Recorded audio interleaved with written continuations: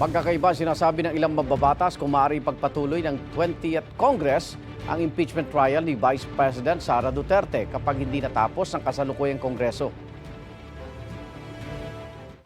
Sa impeachment rules, kailangan tapusin. Kailangan ba tapusin? Kailangan tapusin yung impeachment. Yung Senate rules ang nagsasabi, based on the Constitution, na pag-adjourn sinindi kayo, lahat ng business nyo patay. It's a justiciable issue, pwede dalhin sa Supreme Court.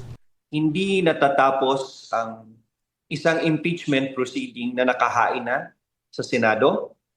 At ihambing natin ito sa isang kaso sa korte.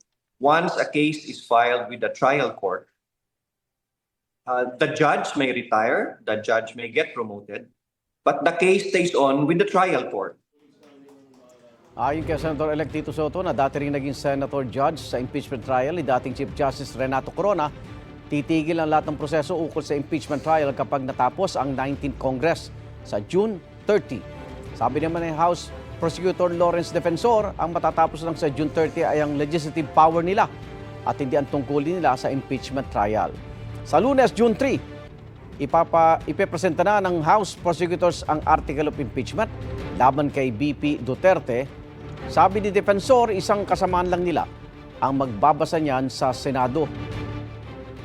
Sa June 3 naman, magko-convene ang Senado bilang impeachment court. Igan, mauna ka sa mga balita, mag-subscribe na sa GMA Integrated News sa YouTube para sa iba't ibang ulat sa ating bansa.